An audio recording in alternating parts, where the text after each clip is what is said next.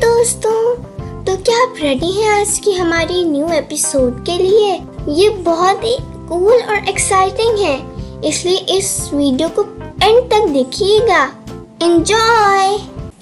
Yes, snow trampoline बन गया। वाह, मुझे बहुत मज़ा आ रहा है। मुझे सर्दियाँ वैसे भी बहुत ज़्यादा पसंद है। यस, मुझे तो बस एक छोटा सा हीटर चाहिए। फ्लफी, तुम स्नो के अंदर सूप बन रहे हो क्या?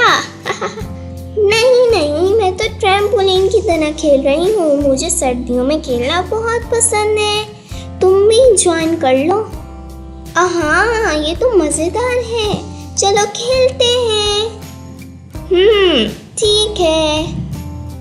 बाय दोस्तों। और हाँ, अगर आपको हमारी आज की ये न्यू एपिसोड पसंद आई है तो प्लीज़ हमारे चैनल को लाइक, शेयर एंड सब्सक्राइब करें। इस तरह हमें बहुत ज़्यादा सपोर्ट मिलेगी। और मिलते हैं अगली न्यू एपिसोड में। बाय।